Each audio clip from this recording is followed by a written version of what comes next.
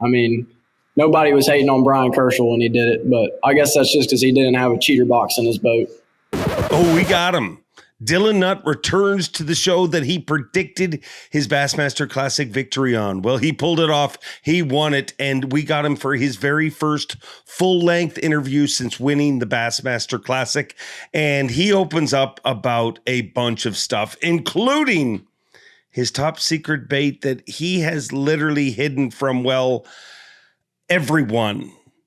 But he shows it and talks about it here on this week's show. Bassmaster Classic champion Dylan Nutt joins me this week on...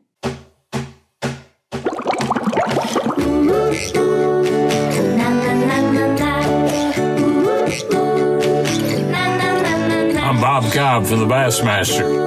Welcome to Mercer.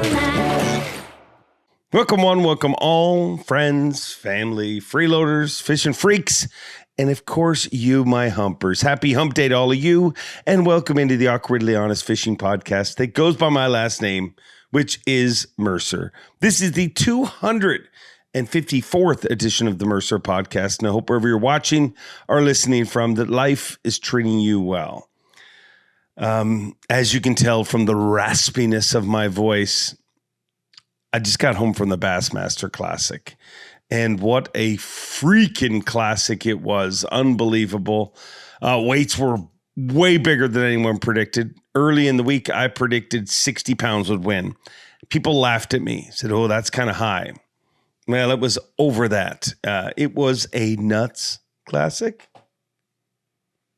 That's very punny, isn't it? You're going to hear a lot about that this entire year because Dylan Nutt, obviously our Bassmaster Classic champion. And I am so thankful that he was willing to come on this show first. Dude's going to be a hard guy to track down because really he just wants to go bass fishing. And I'm sure he's going to do all the podcast rounds, but decided to come on here first, and I'm sure thankful for that. And it makes sense because this is the very show that he predicted said Bassmaster Classic victory. Not just he did. He and his brother Carter predicted this victory. And boy, they were right. Pulled it off and dominated the event. It was very, very incredible. An incredible week overall. I'm just blown away. I mean, Knoxville is just such an awesome classic host city. For those of you that were there, you know.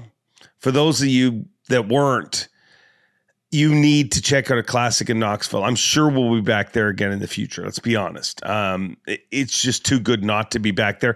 And if there was any little caveat where Knoxville hadn't showed up in the past, it was fishing. Fishing just wasn't that good. I mean, you had two classic champions that literally both of them ran out of fish going into the final day. That was not the case this time around. Incredible numbers of fish, giant fish. We toppled the biggest bag ever multiple times, the biggest individual fish multiple times. And that was just during Saturday's weigh-in. It was just a great week. I got to thank everybody that came out. Truly incredible. Takeoffs were insane. 5,000 plus people there every day. I think day one was 4,750 people, and day two more than that. It's incredible. I'm so lucky to be able to do the job that I do and to live in the world that I do. I am so thankful for all of you for allowing me to live this insane life, because that's literally what it is. I mean, I yell things when people hold up fish. It's a pretty good gig if you can get it. But thank you all, to all the humpers. I mean, I don't mean this in a boastful way, but I could not move in town. Like the amount of people coming up, I'm a humper. I loved it. I mean, it, again, seemed weird to people who don't know what a humper is.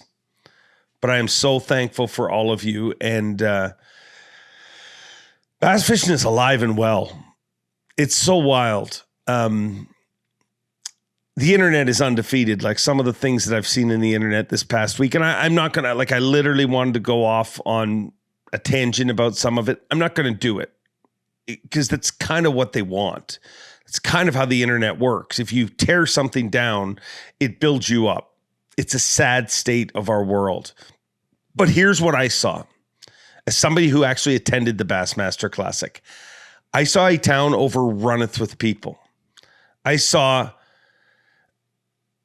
an expo absolutely jammed, take-ups absolutely jammed, the weigh-ins absolutely jammed. Like everything connected to the tournament was absolutely jammed. It was insane. And everybody there was loving it. Everybody there was having a good time. Everybody there was celebrating the sport of fishing. And I'll tell you what we did see a lot of. And this has been happening for the last number of years. And we talk about, listen, here's the truth. Everybody's entitled to their opinion. I get it. Some people don't like forward-facing sonar. Some people do. I see both sides of it. But regardless of where you land on that, you need to respect the sport and what we're seeing. Because what we're seeing is amazing. I remember there was a time I would go to trade shows like the Bassmaster Classic. I mean, I'll just talk about my personal experience. Do you know how I first stood out in fishing? The first time I got a sponsor, the first time I got any attention in fishing, it's because I was young. And do you know why I stood out? Because I was different. There wasn't a lot of young people doing it. That is not the case now. That expo, that city was overrun with young people. The amount of people that came up to me, this is my first classic, my second classic, you know, the amount of young kids, like, you know, 10-year-olds and younger, endless teenagers. Like it is overrun, which is all a very good thing for the sport. So I understand if you're not a fan of forward-facing sonar.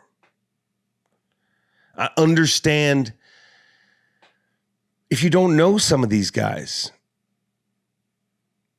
But what did they do to upset some people? The date they were born? They had absolutely nothing to do with that. Or the fact that they use all the technology that they're legally allowed to, which is exactly what everybody who came before them does and has done, and everybody that comes after them will do in the future. It's so weird. I feel like I'm watching something happen in front of my very eyes where I'm like, any other sport would be high-fiving and celebrating the fact that there is this much growth at a time where, let's be honest, competition isn't other sports. The competition is people being locked in their house and playing video games all day. These are people that are getting outdoors and enjoying the outdoors. And I loved all of it. I loved seeing it. As much as I loved seeing Bob Cobb there, as much as I loved seeing Larry Nixon there, as much as I loved seeing the veterans, I have as much respect for the veterans as I do with the rookies and vice versa. Do you know why? Because I love fishing. I love bass fishing. And I think sometimes some of the people that say things on the internet need to think about that. And I get it. Hey, if you say things, tearing things down on the internet makes your channel stronger. Okay. If it's just not the way I'm going to live. And here's the other thing that stood out to me, the amount of people that ran into me and said they were humpers, how often they said, thanks for keeping it positive. It's freaking bass fishing. It's always been positive. And there's a lot to celebrate. So that's my only advice to you. I don't want to get in the weeds and point out things that I saw and said. I mean, there are some people that made videos before the tournament even started, it feels like. I mean, some of the stuff that they said literally is not factual at all. They're just saying it because it's an easy thing to get a reaction. So yeah, it was a great week.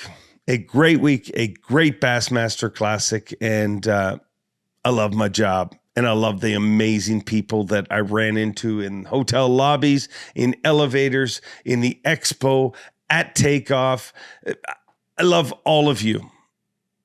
It is amazing that this many people are that passionate and care about the sport of fishing, and I'm thankful for each and every one of you. I swore I made a little list. Thank the Humpers. Talk about what a week. Talk about Dylan Nutt.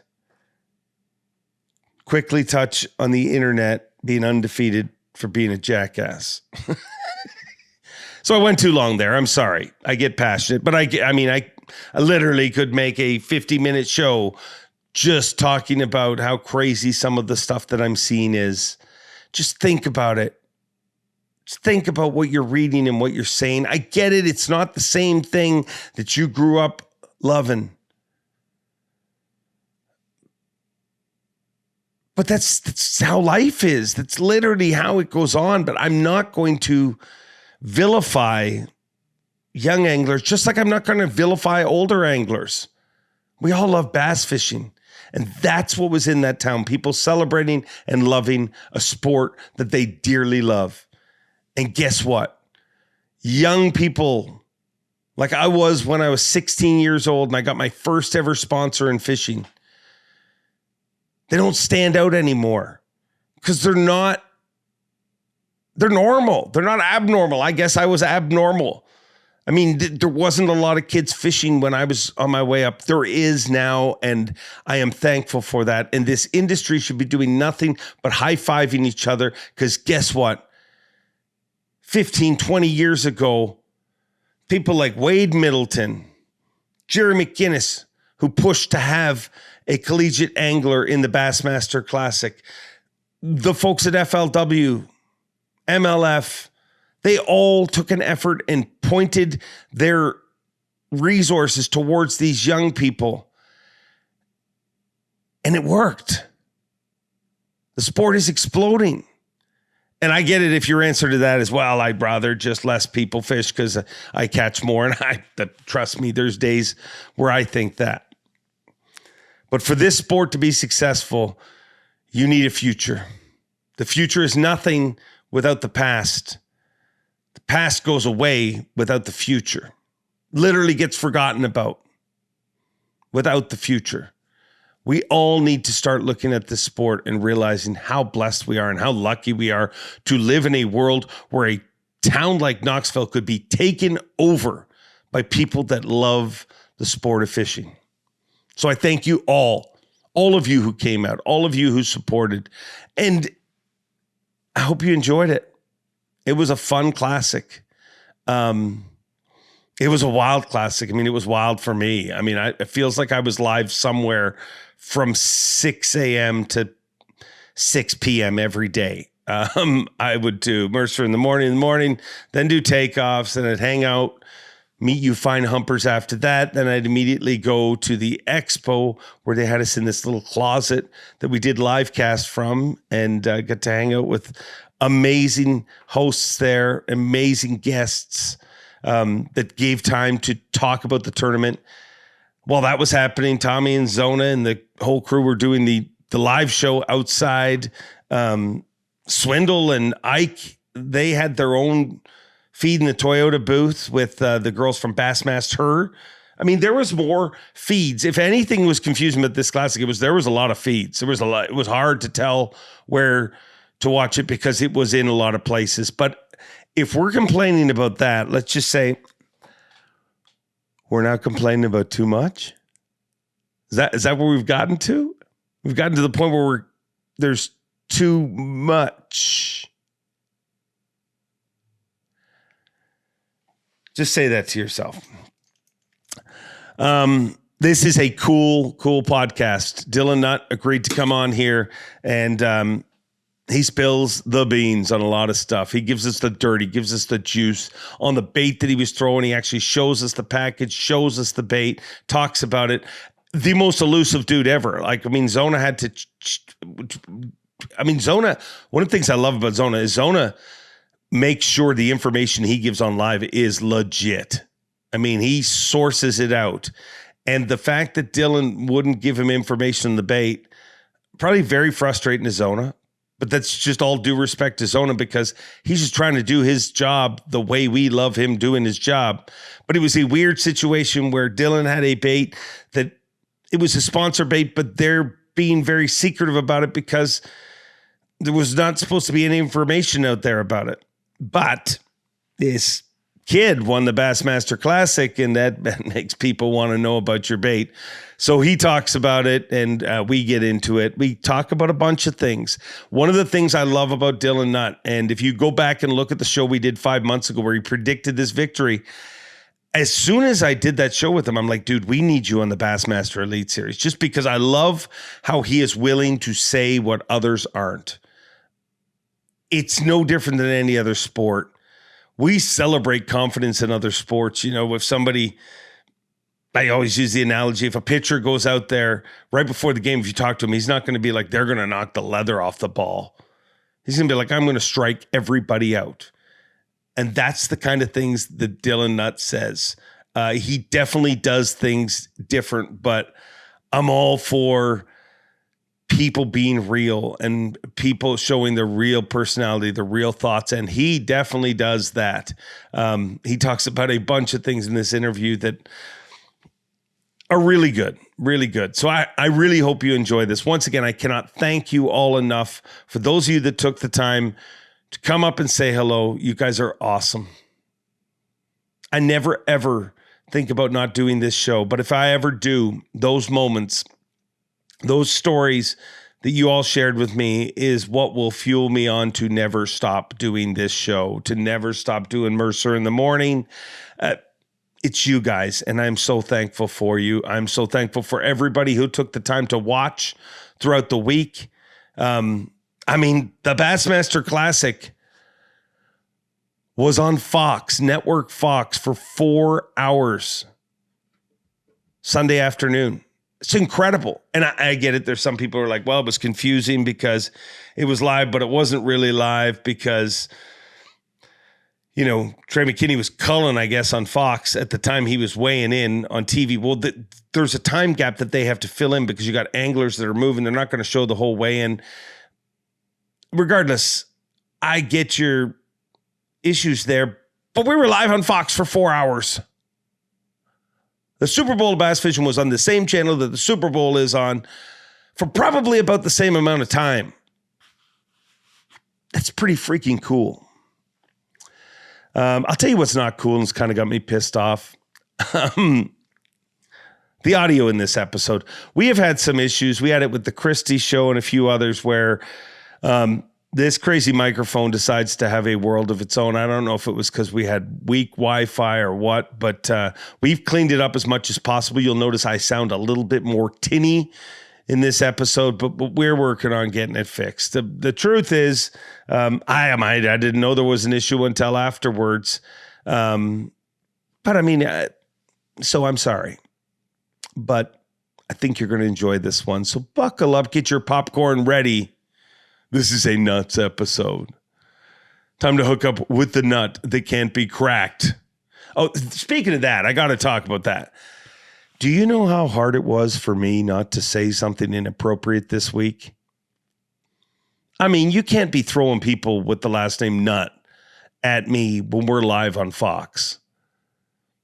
I mean, on day 2, he weighed in a nut sack. Didn't say it. I didn't. I didn't even say busted a nut or any of the weird things that came to my head that wanted to come out of my mouth. But I finally may have accomplished the goal that growing up, my dad used to tell me, make sure your mind is in gear before you put your mouth in drive, or your brain is in gear before you put your mouth in drive. I had to use that this week because, boy, there was a lot of nuttisms that, well, wanted to come out. But without further ado, let's hook up with your brand new Bassmaster Classic champion, Dylan Nutt. We returned to the scene of the crime. That's where it happened. A few months ago, me and you had a conversation sitting in that very freaking spot. But today we talk and you were the 2026 reigning and defending Bassmaster Classic World freaking champion, Dylan Nutt. Unbelievable, man. Unbelievable. I still can't believe it. What's it like when you wake up in the morning after doing something like that? Is there part of you that's like, did this happen? Yeah. I mean, waking up, I still didn't know if it happened. I was still kind of out of it because one of the bass staff was buying me some shots that night, but felt a little rough the next morning. But this morning I woke up at like 4 a.m. and I was just having dreams about it, and started getting some tears in my eyes just thinking about that I'm going to the Elite Series next year, and everything I've dreamed of up to this point is coming true, man. I mean, God is so good, and I wouldn't be here without him. Those were the first words you said as soon as I put the microphone in your face. Was that important for you? Oh, man, absolutely. I mean, God is he's the whole reason I'm here, and all glory goes to God and all my successes, because, I mean, he's gave me so many opportunities throughout my life that have led up to this point. And if I would have just went one wrong move down a different path, I would be in a completely different seat. And I wouldn't be sitting in this Camus talking to you about how I just won the Bassmaster Classic. You're sitting in the actual boat that you won the Classic in, right? Like you just backed her into the garage and. Yep. I just got here to Florence about 30 minutes ago. Supposed to be practicing for a tournament on Wheeler Lake, but you know, the more I think about it, I think I'm just going to show up to this one with an open mind. I don't think there's going to be a whole lot of practicing going on for this one, but you know, God blesses me, and I'm sure I'll figure something out. You generally seem to. I mean, so what's in the boat still? You got confetti laying around in the boat? Like what is? Oh yeah. So this is I still got this one sitting in the boat from. It's the actual flag.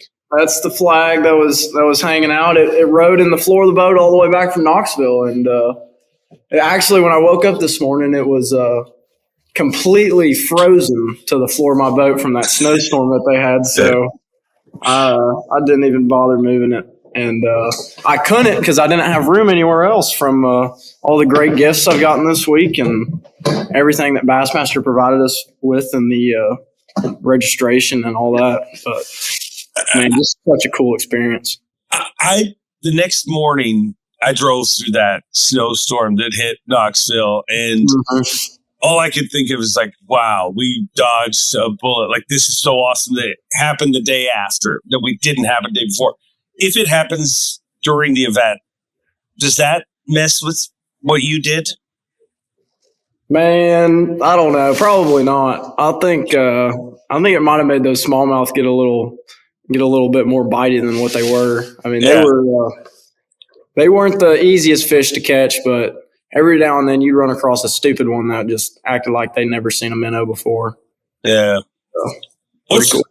Personally, what do you think the coolest thing about this classic victory is?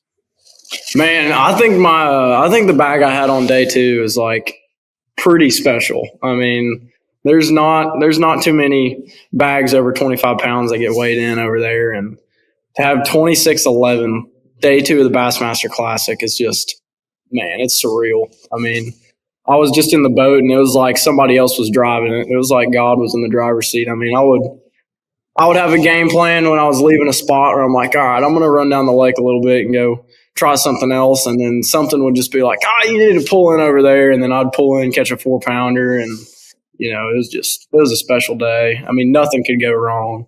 Like, I mean, no lie. I caught over 60 bass that second day. And probably, I think like 11 of them were over 4 pounds. And I mean, that's just so special. That's so special for a place like Loudon. I mean, I was culling ounces up until I caught that 5-pounder and then those 2 6s. It was like 4-1, then 4-2, and then 4-3, and then here's a 4-4, 4-5, 4-3, and then catch a 5-pounder. It was super cool. So the one of the camera boats pulled up on me that was filming a slow-mo clip, and I kind of sat down and regrouped because I told my cameraman, I was like, there's a big one right up in here, and I'm going to kind of back up and just kind of take my time and then sneak up in there and see if I can catch him. And kind of backed up, retied, drank some water, and the cameraman was like, how about you catch a big one for us? And I was like, oh, you guys stay tuned. And that very next cast, catch a 5-pounder. And man, that was just so awesome. It's wild. One of the weird things about any sport is I think everybody, there's a lot of armchair quarterbacks. But one of the things that you may not have even heard about, on a Saturday, you were catching so many fish. Like, I'm listening to there was more feeds for the Classic this year than ever. Like, I mean, there was just, so everybody's opinion was being heard. But there were some people who believed, like, he needs to lay off. Did that ever go through your mind? No, not at all. I mean, especially in the area where I did most of my damage. I mean, there was so many bass in there. And I figured that out day one of practice that I had 25 pounds. I think I had 25.2.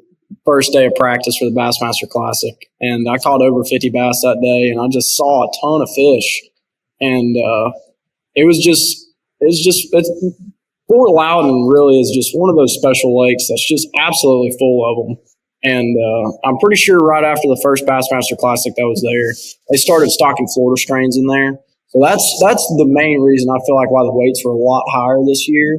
I mean, the impact with forward-facing sonar also did it increased the weights a lot, but the whole caliber of fish that's in there now is just so much better than what it was whenever you guys went there first. And, it showed this week. Yeah.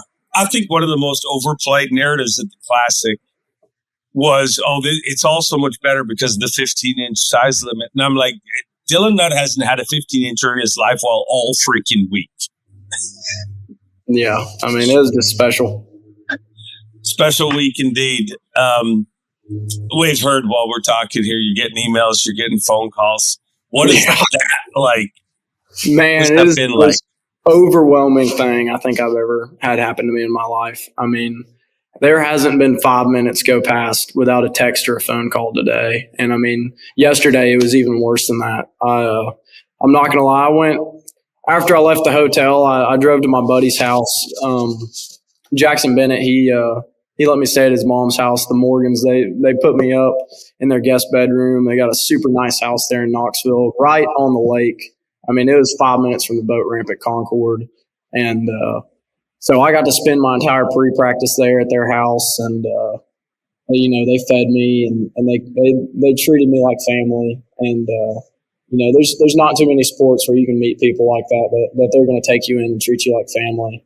But I drove right there from the hotel. I went to Cracker Barrel, got me a nice breakfast, and then went there. And I just kind of laid low for the day and kind of muted my phone, put it off to the side, and I was just watching the highlights from the tournament. And man, it's just so cool. I can't stop watching the videos.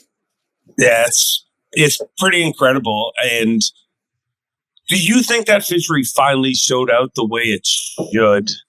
Like, the last few have gone down as grinders. Like, Ott ran out of fish. He was helped. Somebody told him where he had found some fish. Gussie weighed in 2 fish on the last day. Do you feel it finally showed out, or it's just finally gotten that much better? Man, I think it's gotten that much better. But people also kind of started to put the pieces of the puzzle together. I'm not going to call anybody out, but there was a lot of people that were sight fishing this week as far as seeing what certain people were doing, and then they started doing those patterns, and their weights increased every day. But that was something I learned about fishing some of these bigger tournaments. A lot of the professionals don't really seem to care, and a lot of the respect just kind of went downhill, in my opinion. Wow! So did that happen a bunch, or was it just a couple of people, or? Oh, it was just a couple of people. It was mainly, I kind of had everything to myself until that final day, and it seemed like some people wanted to get in on the action. But, maybe they found those fish in practice, or maybe they just decided, since they saw me when they were running down the lake, they wanted to fish those areas. You never really know, but I know Yui Aoki, he was super, super awesome this week. day one and day two, he started on my best spot, and I just completely left it to him. I mean, he sat there until 10, 11 o'clock both mornings of the tournament, and I kind of started across from him those first two mornings, and he told me he wasn't even going to go over there after that first day of the tournament. And since I was doing a little bit better than him, he was like, you have that area, man. I'm not even going to go over there. And, man, that dude's got so much respect. He's a great dude, and he's going to go very far in the sport. Yeah, he had a great week. I'd love to see him on the Elite Series, and he's working to get there. You're there now, though, but not till next year. It's kind of weird where it's like it's the first time in my life where the Classic champion isn't going to get introduced at the next event, which is weird, but it's also cool and makes you kind of scary for Hartwell because it opens up a lot of time in your schedule. It does. It does. I've definitely got a lot of things still going on for me this year, but I think I might take off a few tournaments and kind of lay low and kind of build myself on different aspects that I might not be as good at right now, and just kind of prepare myself to be fishing against the best guys in the world. But I mean, not to take anything away from those guys on the Elite Series, but every tournament I've been fishing in college, man, I mean, I feel like I am fishing against the best guys in the world, and a lot of those guys in college, man, they're unbelievable, especially on the UNA team. We got a great group of anglers here. Yeah, I mean, that's a super team. You look at everybody who's got, I mean, what Banks has done, what you've done. I mean, you're seeing it. What Tripp did this past week. I mean, absolutely. And that's the wild thing. Any other previous year, he'd be getting a lot more hype for what he did. You know, being a collegiate angler, just contending, but there happened to be a guy who goes to college with him that absolutely decimated the tournament. Yeah. I want to play something for you and proving our technology is not great. I might insert this in the show and make it more professional, but probably not. I'm just going to play something for you and get your reaction to what goes through your mind hearing this. Okay, let's try to tell the future. 6 months from now, you've already fished your first Bassmaster Classic. How'd it go? Went awesome.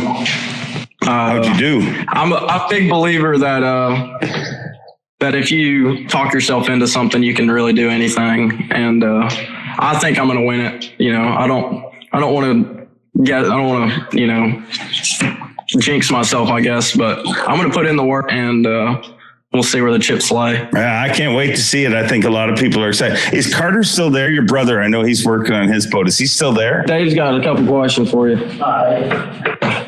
Come on over here. Good to meet you, Carter. Yeah, I've heard a lot about both of you guys. Your brother's fishing the Bassmaster Classic. How do you think he's going to do? Oh, I think he's going to win it, probably. I mean, that's what I told him.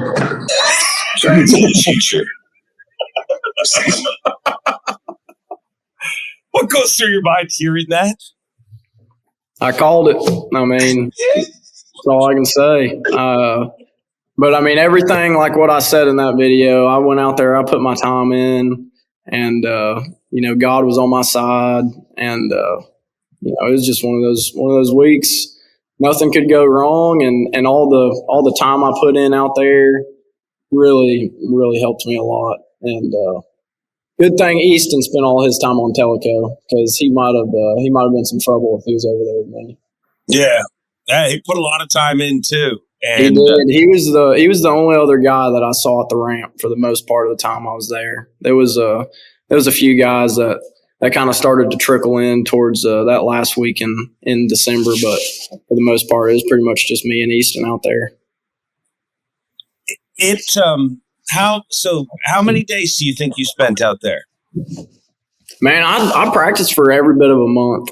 I went up there for about a week and a half in November, right after I qualified, and then I had to come back, and I think I had a tournament, and then I had exams, and ended up working my butt off in school, and made the dean's list that semester, and kicked butt in all my classes, you know, all A's, and then And then I turned around and went straight back up there to Knoxville, and I spent another solid 2.5 weeks there right before the cutoff. So it added up to about a month. Today's high-tech fishing world can be a real pain in the neck, especially if you're running the wrong mounts. Beat Down Outdoors, they bring the graph to you. And they support this podcast and care enough about you to make this a short ad read. Check out Beat Down Outdoors. Now back to the show. One of the things I love about you, and I said it on stage, and I've told you that from the first day I met you. I told you that at Night of Champions. I love how your confidence allows you to say things that other anglers will hide. And you somehow say it in a way that doesn't come off cocky or arrogant. But I want a couple of quotes that stood out from me on stage that we're not used to hearing, and I love that we're hearing it. You said in that winning moment, you said, these are the best anglers in the world, but I showed up here and took it from them. What did that mean? Man, I outworked every single one of those boys except for maybe Easton, and it showed.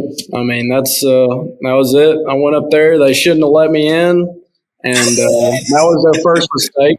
And once I got up there, man, it was just I'm a handful. I'm a handful when I get to catching some fish.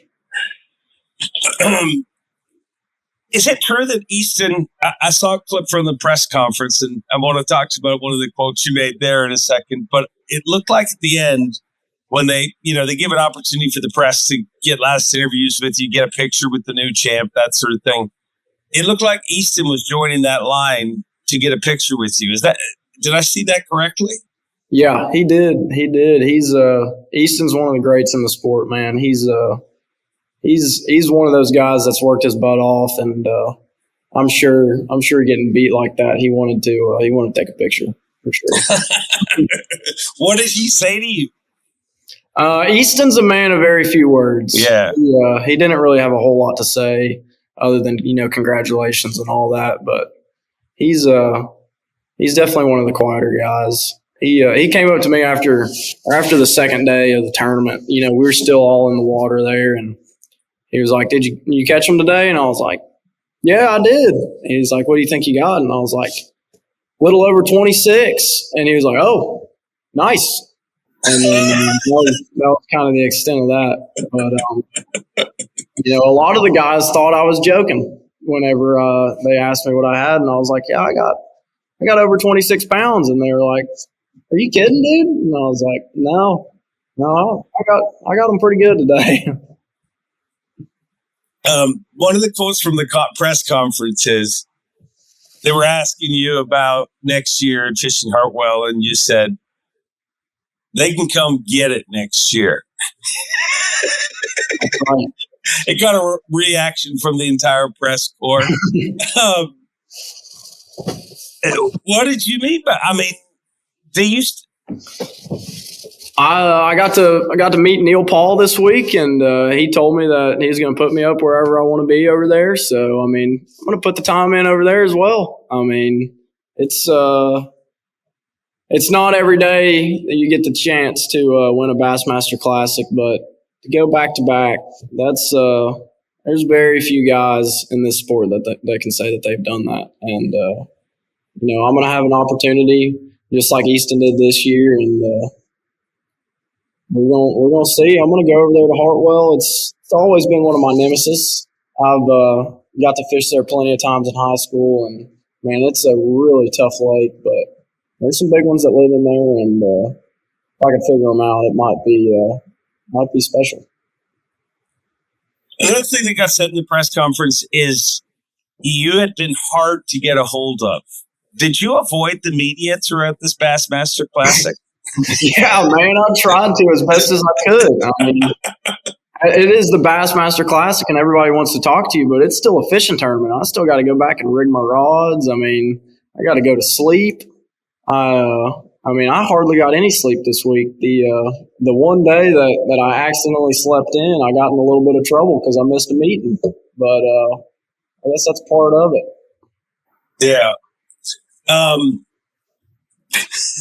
I got to talk about it because I mean, I know what happened, and I happened to be on a podcast earlier today, and Zona talked about it, but your two relationship didn't get off to a great start, did it? No, it didn't get off to the best. I mean, I guess that's what you get when you try to ask an angler nowadays what they're catching them on. I mean, they're kind of quiet, but I don't know. He said that this was the first classic ever that he did not know exactly what the angler was catching them on. Yeah. I said, maybe that's a good thing. Maybe it's not, but it's how we roll.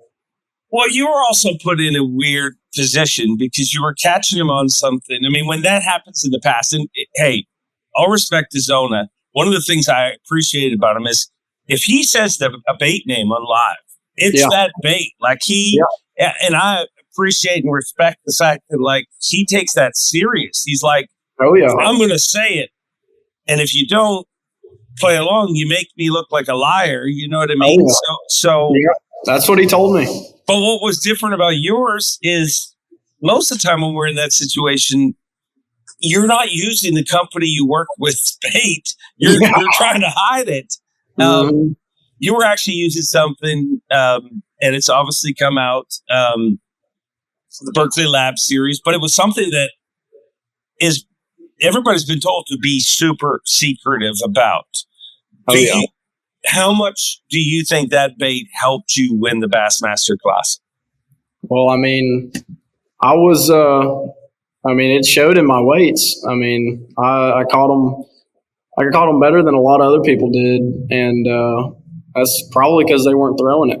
But I mean, it's just a whole new thing, and whenever it comes out, everybody's going to get to see what the hype about it really is, and man, it's just a phenomenal bait, and I gained a lot of confidence in it before I even came up to the tournament. I mean, I went out on Pickwick for a little bit. I think I was out there for like 3 hours the day before I came up, and caught an 8-pounder on it. And if you can catch 8-pounders on Pickwick on something, that's probably pretty good. And especially this year, it's Pickwick's really kind of went downhill as far as some of the other Tennessee River lakes. I mean, they've gotten really tough as far as live scope pressure goes and all that. But it's a pretty special little deal.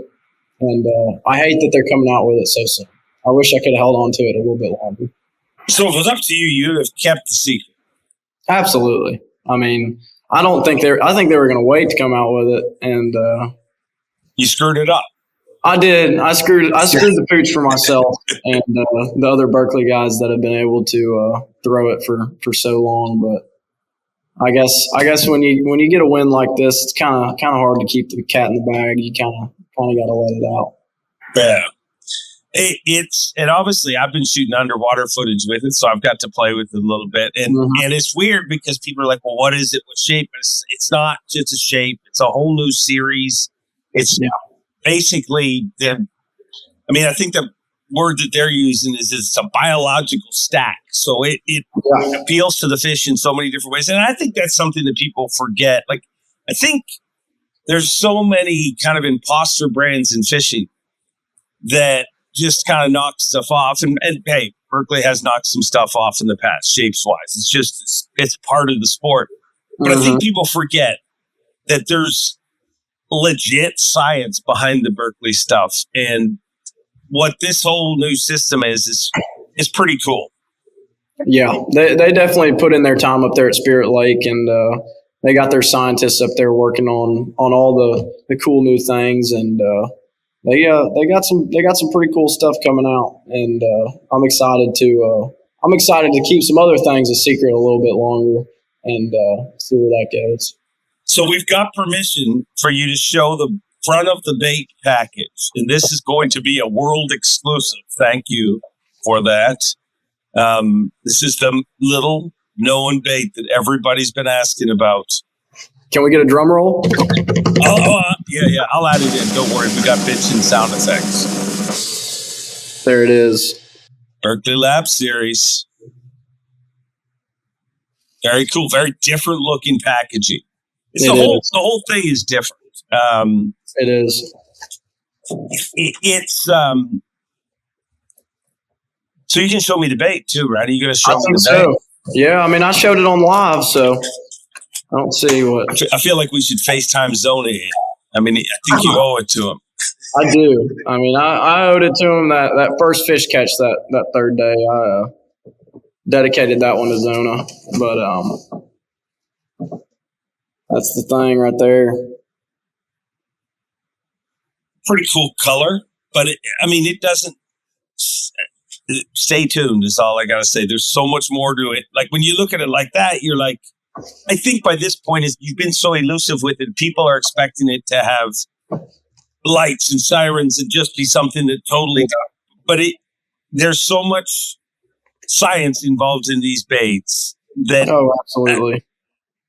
I look forward to it. How awkward is it to try and win the Bassmaster Classic while avoiding the media and having a bit of a spat with the voice of bass fishing for the last 20 years, for your entire existence, really? I don't know. It's kind of cool. I kind of like it, to be honest. But, you just you got something to you that everybody wants, and you're just kind of not going to give it to you, buddy. Not today. How upset did some of the media seem to get? Like in your press conference, and here's what blew me away. You had already said it was Berkeley Lab Series on the water. Mm-hmm. We talked about it on the stage. And then at the press conference, you committed. I mean, they asked you what you used. You laid out the rod, reel, line, everything, and you said, and a lure. Did that upset some people? I don't know. I mean, I don't think it did. I think it just kind of made people a little bit more excited to really see what this thing is, and just builds up the anticipation. I mean, that's what it is. It's a business, the fishing world, and I'm super excited to learn about it this year. When do you think it's coming out? You said they're trying to move up the time, I assume? Yeah. I'm not exactly sure about a timeline, but I think, hopefully people won't get it till this fall, but I don't think that's the case. You mentioned business in this sport, and I want to talk to you about that because where are you at with that? There's part of me thinks that you might be a business mastermind, and then there's another part of me that thinks you'll be the guy that is screw all that, I'm going fishing. Man, as much as I want to be that guy that says, who cares about sponsors? I just want to go fishing. That's not the world we live in today. I kind of got to focus on that a little bit. You only get to be Bassmaster Classic champ for 1 year, or at least reigning Bassmaster Classic champ, and I definitely need to try to make the best of it to try to set myself up for the future. Do you plan to be very busy with that kind of stuff this year? I do. I'm not quite 100% sure what all I'm going to do, but I got a pretty busy tournament schedule coming up. But I think I might have to take a couple of them off the list just to make sure I'm as prepared as I can be for next year. Are you still going to be able to graduate from school, or? We'll see. We'll see. I'm not one that wants to leave college quite yet. It's college is the best experience that I'll ever have in my life. As much as I'm looking forward to fishing the Elite Series next year, I'm gonna miss every bit of college and traveling with the UNA boys. I mean, we got something special down here, and we have so much fun on the road, and I'm gonna miss that so much. How much is college fishing and high school fishing? How much has that designed the angler that you are here today? Man, if it wasn't for high school fishing, I would never be where I am today. College fishing was a huge impact on me, but starting as young as I did in high school, if it wasn't for that, I wouldn't be here, because I was a very avid angler whenever I was younger. And a lot of people want to call me a video gamer, but I was the complete opposite of a video gamer. I played a little bit of Red Dead Redemption 2 because I thought that game was kind of cool, just kind of out west cowboy style thing. but that's how I was raised. My grandfather was very big into the out west and, the Wild West. And, so I really had a knack for that kind of stuff. And I liked history too. Learning about different, like the Civil War. I was really big into that at one point. And, but just being outside, man, I would go down to the creek down by my house every day after school, and I'd go wade through there and catch crawfish or whatever, or bring my fly rod and try to just catch whatever is in there. And sometimes I'd bring a little skillet with me and make a fire next to the creek. I had a little fire starter, little flint and steel that I would make a fire with, and I would actually cook some of the things I caught out of that creek. And being a stream in Nashville, not sure how good it was to eat that stuff, but man, I was just so ate up with the outdoors, and I used to be a really, really avid hunter.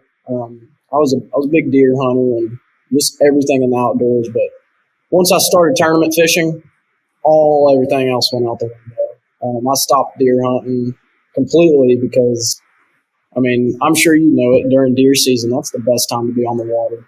And we got a family farm. It's actually been in our family since 1812. They're in Scottsboro, Alabama.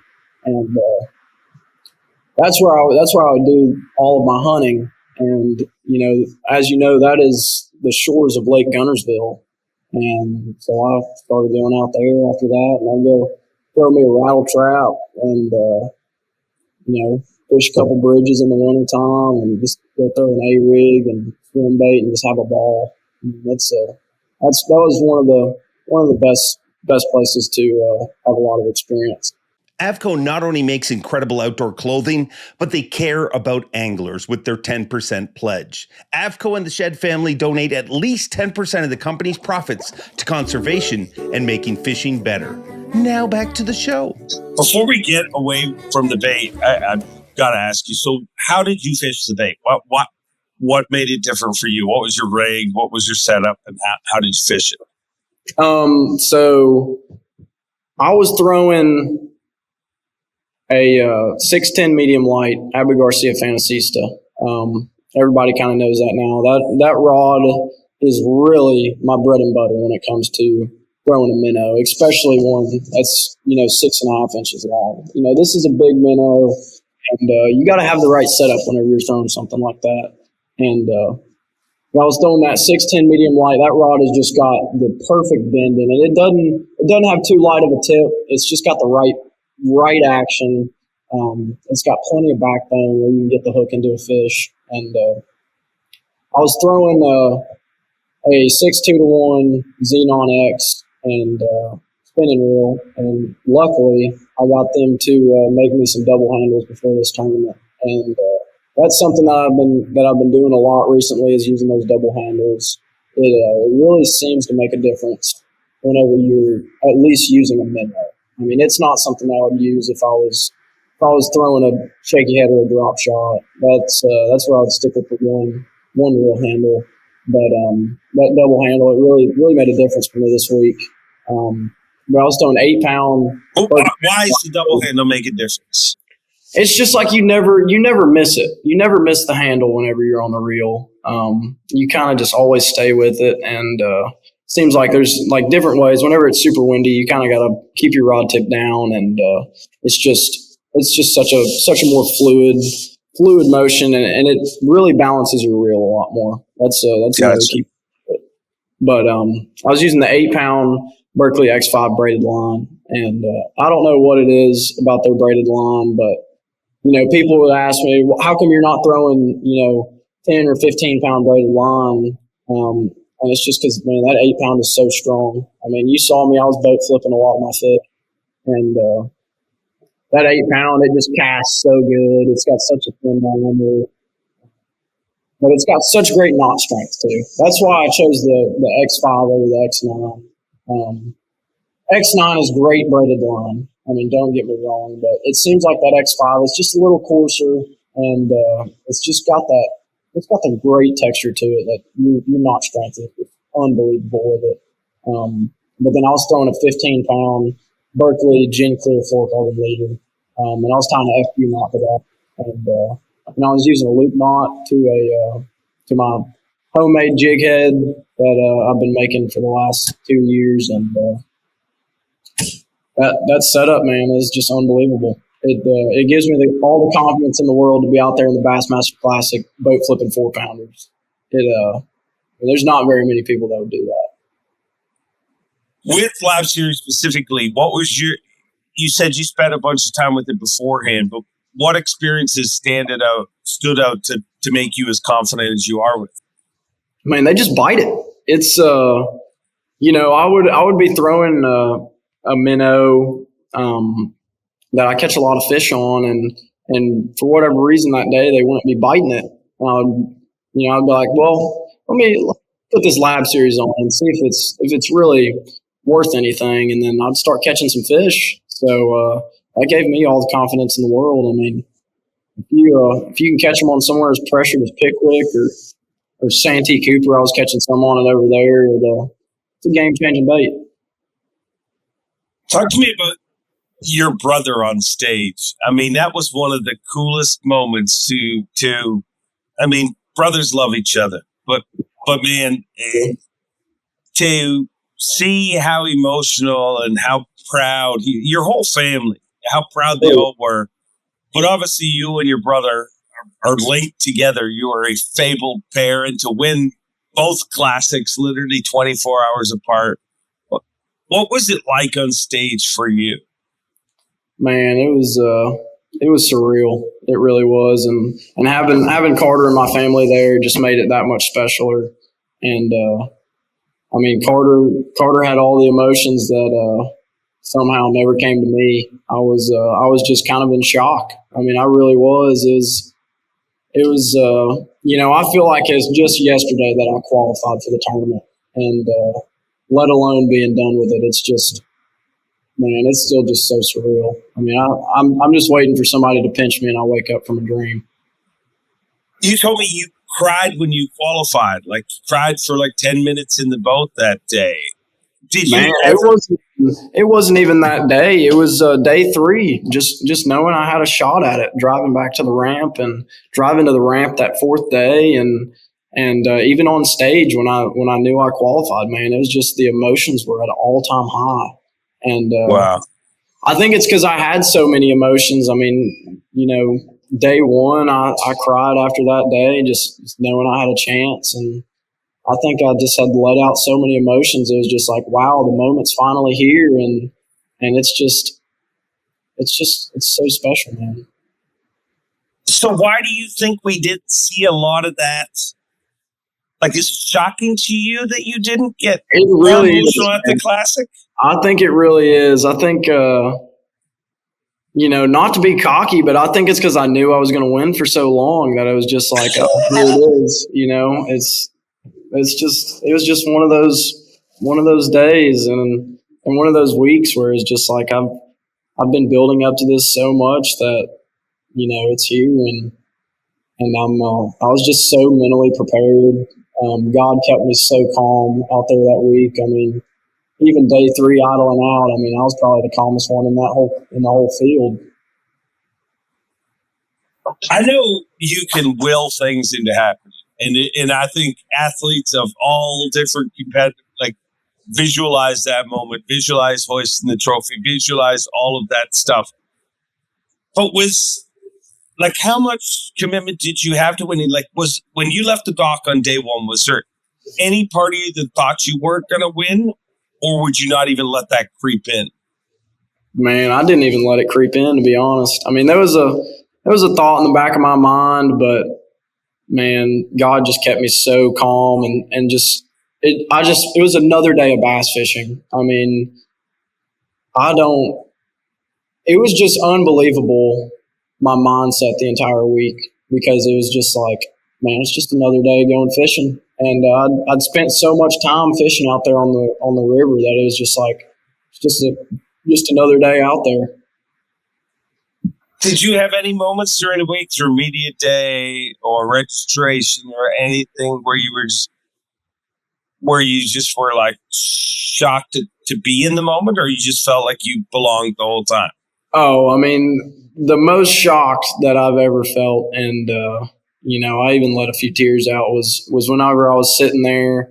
I was the last boat to be pulled into the arena that third day, and I was just sitting there, just the anticipation, and there was a gentleman there that I've been talking to all week, me and him talked about God every day. Right before I got pulled in, he was standing there, and we just had a little moment, and it was just special, man. That feeling is no greater than anything else I've had in my life. Would you change anything about this Classic? Probably catch a little bit bigger of a bag on day one. That would have been cool. Well, I'm glad you didn't, because it really would have made it you would have won by a lot, that probably. It all worked out pretty stinking good for you. Mm-hmm. I missed the after party. I mean, I was at the toast, obviously, but I missed the after party, and I told you this, and I'll let our viewers in on it so you can know the kind of deadbeat dad I am, or awesome dad, depending on how you look at it. I wanted to come to the after party, but my son was with me, who's 19, and this is frustrating because you can drink at 19 in Canada, but not in America. So I was literally trying to get him a fake ID so we could go to the victory party. But how good was the victory party? Man, it was awesome. It was so special. That entire night, every time I would talk to somebody, I would look up, and there's another one of my great friends that's just standing there to talk to me, and man, it was so cool. I got to sign a couple chests, and that's something I probably won't get to do for a long time, but they were dudes, unfortunately. Oh, fortunately for my girlfriend, but they were dudes. I even got to sign my friend's butt, which is. Oh wow! Well, that's why you work so hard to win the Bassmaster Classic. So you can sign your buddy's butt. Yeah, it was so hairy. It was kind of hard to do it, but. Do you feel like this is? It's funny because we're in a weird time in the sport where there's a lot of young. I mean, Easton won at 23. You won at 22. There's some people who don't look at that as a positive. But do you feel like, does your group feel like, hey, we got one for us? Man, absolutely. But how old was Brian Kerschel when he won? 23. I don't know, man. I think there's something to it. There's a lot of great anglers that are young, and nobody was hating on Brian Kerschel when he did it, but I guess that's just because he didn't have a cheater box in his boat. It was definitely a different time in the sport, and that's one of the things I hate. Like, I hate the division. To me, it's your job, and your job is no different than what Brian Kerschel's was, what Rick Clunn's was, what Kevin Van Dam's was. Your job is to use everything within legal rights to catch the biggest bass. And that's what you did this week. 100%, man. 100%. So you did something that hasn't been done since Brian Kerschel. And the weird thing, Brian Kerschel passed basically 10 years before you were born. How familiar are you with Brian Kerschel? I'm not very familiar with him at all. But somebody in the crowd gave me one of his whistles as we were being pulled around through the arena. So that was super cool, and that was special that somebody took the time to hand me one of those. Yeah. What does it mean to you to have won this for the Bass Nation? Like, do you have a connection with a club? Like, are you an active Bass Nation member? Were you growing up? Yeah, growing up I was. It's super cool to have gotten to this point through probably one of the hardest roads there is to make it to the Classic. Especially being the long shot, finishing in third place up there at the championship. And I think I only qualified by like 2 or 3 ounces or something like that. It was super close between me and the guy in fourth, who actually won the Open over at Sam Rayburn. So he was going. If he would have qualified there, then it would have double qualified, and then that spot would have dropped down to somebody in the elite series. Oh, and, wow. It would have been a completely different, course of events. But just coming up through the nation is just, man, it's awesome. I've been telling everybody I know, I mean, if you guys aren't fishing the nation, then you're kind of stupid, because it gives you a chance to do what I did. And that nation championship that was up in La Crosse was one of the coolest tournaments I think I've ever fished. And just being in there with all the different bass clubs and everybody is just, it's everybody in there is the working man. It's super cool. You're not necessarily there with a bunch of elite anglers. It's just, the everyday angler that just wants to go bass fishing. Yeah. I said when you were weighing, it's the backbone of bass fishing, and it is like those clubs. That's what bass is founded around. Like I always tell this weird cheesy analogy about how, that you got a tree and the leaves get all the shine. That's the elite series. You know what I mean? But as you follow it down, you got the opens, the collegiate series, but the nation, that's the trunk. That's the roots of bass fishing. So it's very cool. And what Brian Kerschel did was super cool too, because I heard the story this week. He qualified for it the first time, I guess, whenever he was 22, and he fished the Classic and finished dead last. Yeah. And then the next year he qualified for it again through the Nation Series, which I mean is like the hardest thing to do. And then he won it. So he went from dead last to winning it. And that's just such a cool story.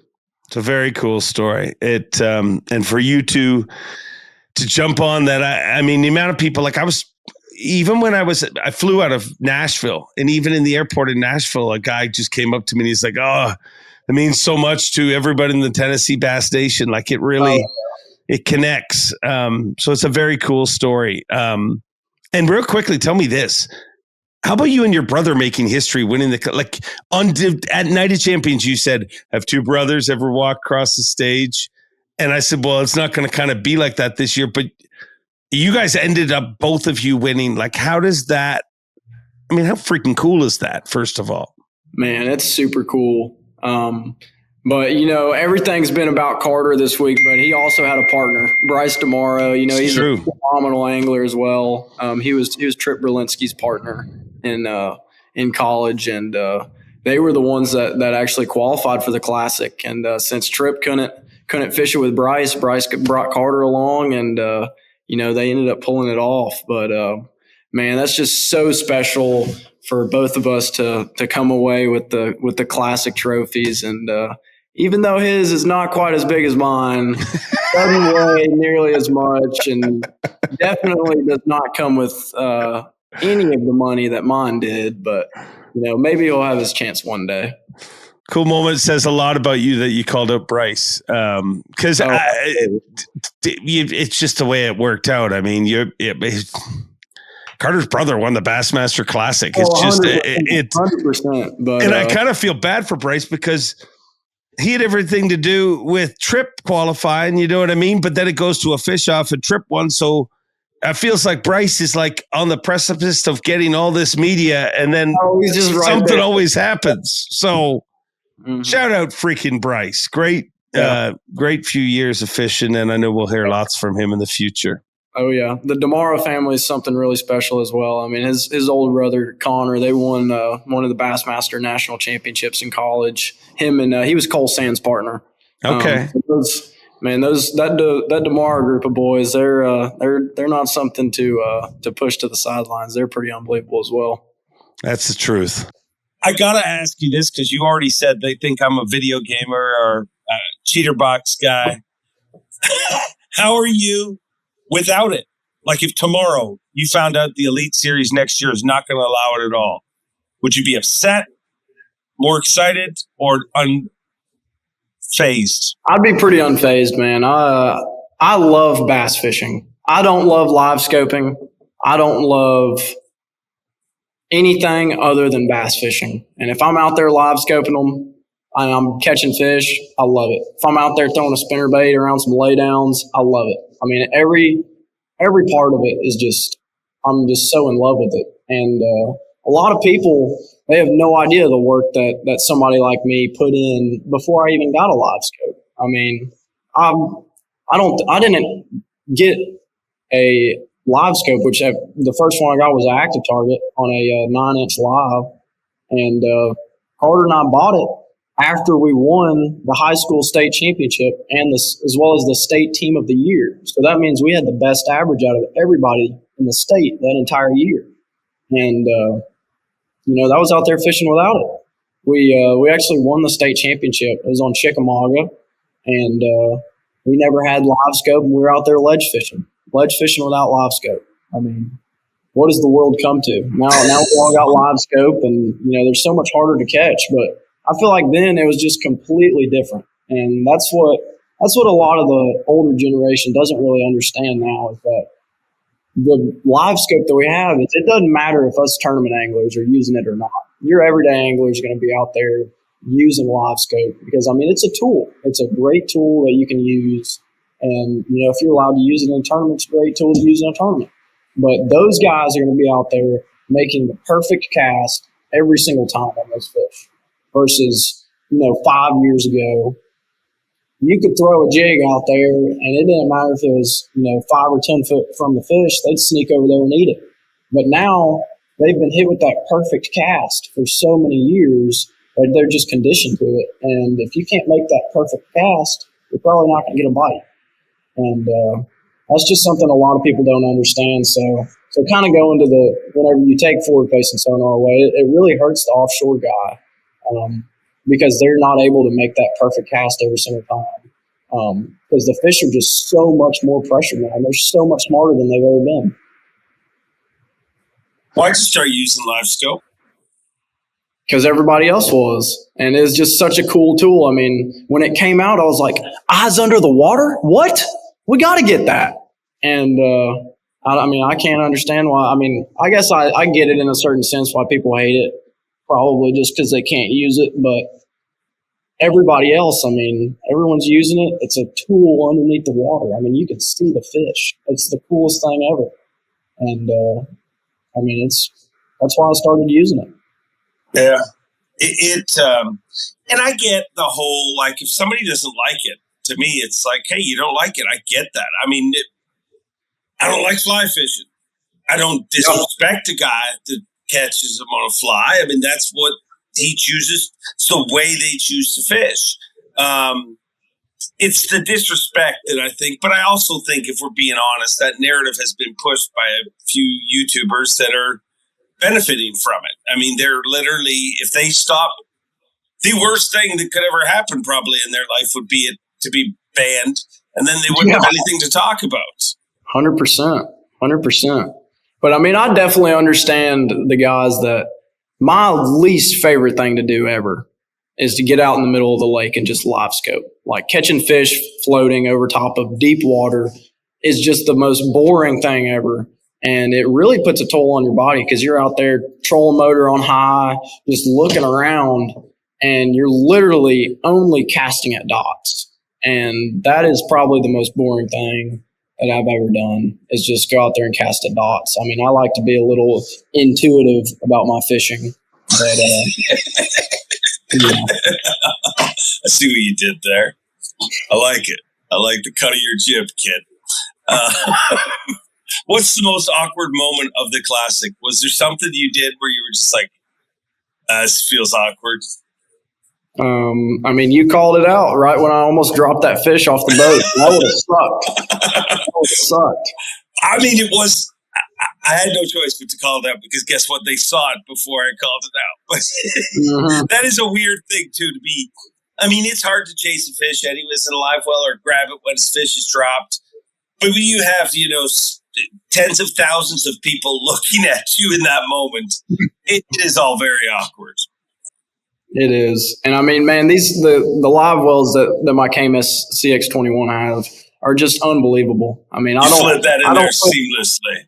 I don't put any product in my live well. I don't put G-juice or anything unless it's like the summertime. And anytime I'm using ice, I'll put a little bit of G-juice in there or some sort of product to kind of kill that chlorine. But other than that, I don't put anything in there, and man, they work so good. Almost had a fish jump off the boat. Worked pretty good. I've run a Yamaha outboard for over 30 years. It has got me home safe each and every time. If you enjoy this podcast, remember, Yamaha supports it and they care enough about you to make this ad read very short. Now back to the show. We once told the future on this show. Is it too early to be telling futures for next year, or should we wait on that a little while? I think it's way too early, and I got it right once. I think I'm gonna keep the rest in my pocket. I'm glad. Because I mean that's way too much pressure to put on yourself.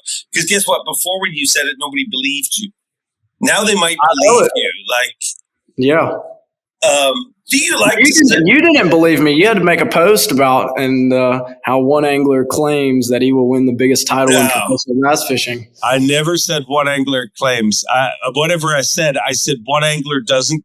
In the opening of the show, I said you're going to hear from a kid that says things that most people are scared to say, and that is, dude. There's a reason I picked you as my going into the classic on paper. Yep. I picked you, and PI said 60 pounds, and people laughed at 60 pounds, and you decimated that too. I love that part about you. I love that you're not scared to say certain things.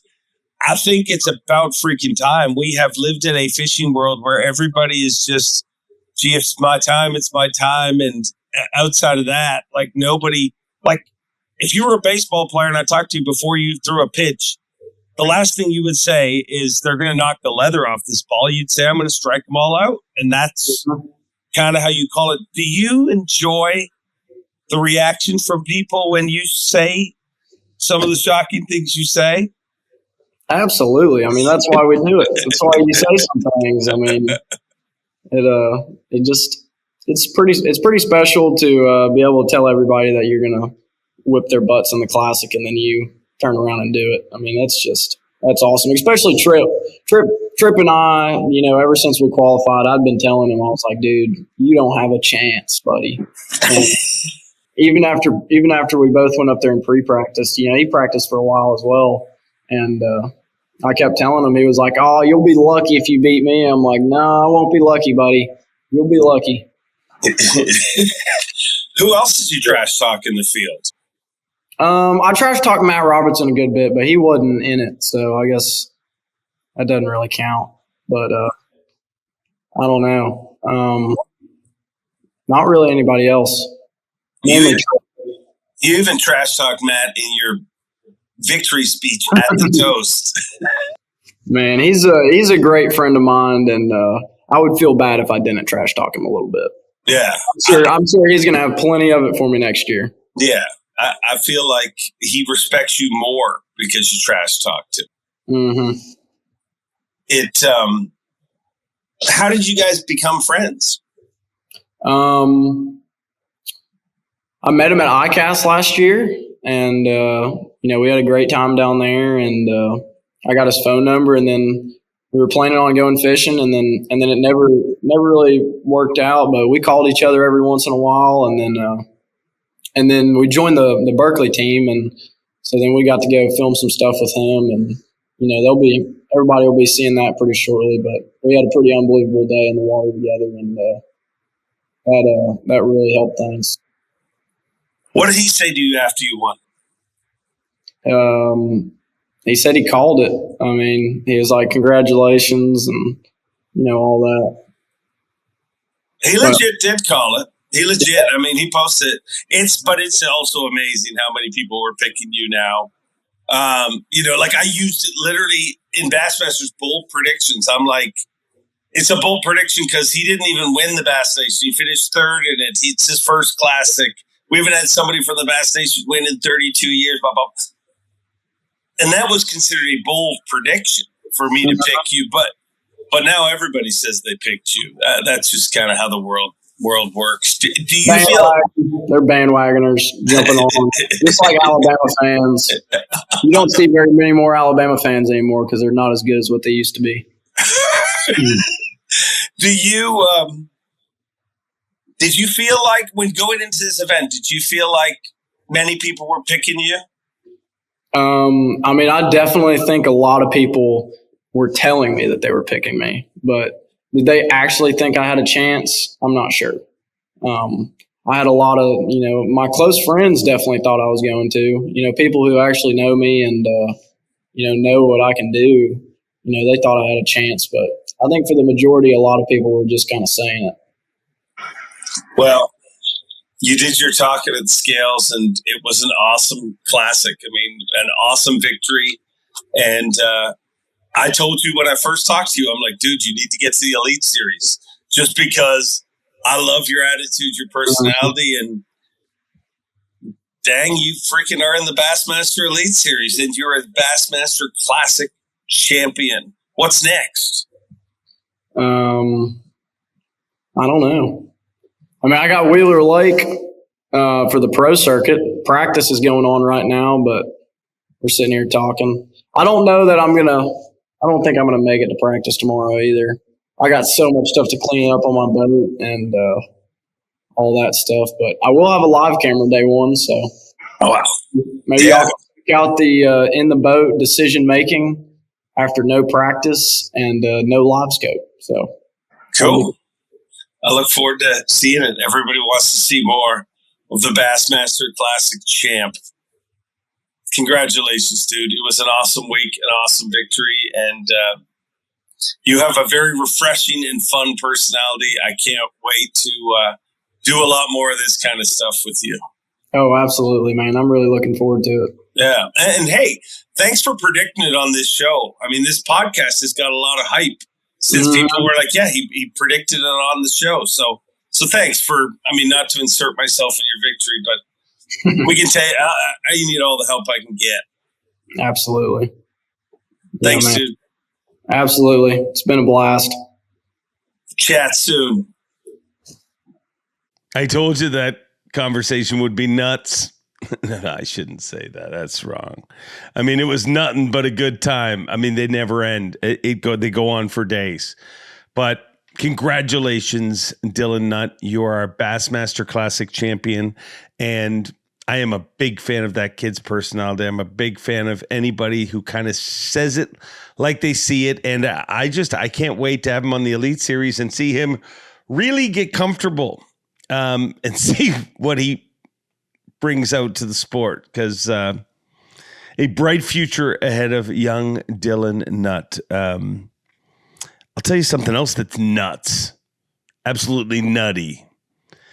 I literally got a text while we were talking here. This is forwarded to me from somebody at Bass. It was sent to them by Fox. This past weekend, 2,662,000 viewers tuned in on the Saturday telecast.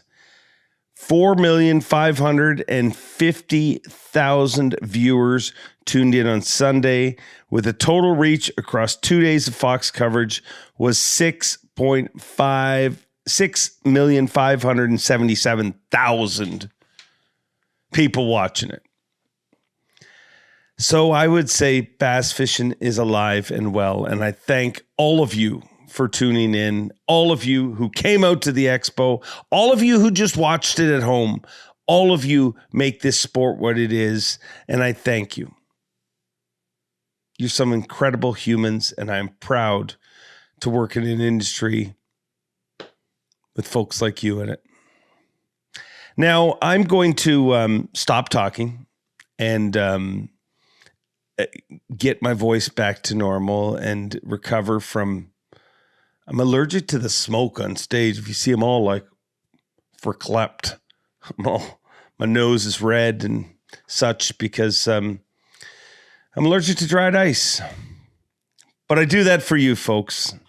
I soldier through it. I mean, it's literally like watching somebody who's allergic to peanuts standing there while everyone throws peanuts at them to make the show better. But it's okay because, they let me come out in flames. It's getting closer to wrestling every single year, and I am here for it.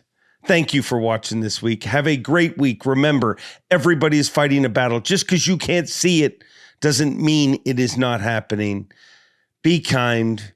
Be nice. Hold a door open for somebody. Reach out to one of your old friends. Say hello. Check in on them. Brighten up the world with a smile. It'll make somebody's day better. It could save somebody's life. And ultimately, it will make your life better. Until next time, Bob Cobb, take it away. And remember, enjoy being. Thanks for watching. Please like, comment, and subscribe, because Bob Cobb of the Bassmasters told you to. You hear?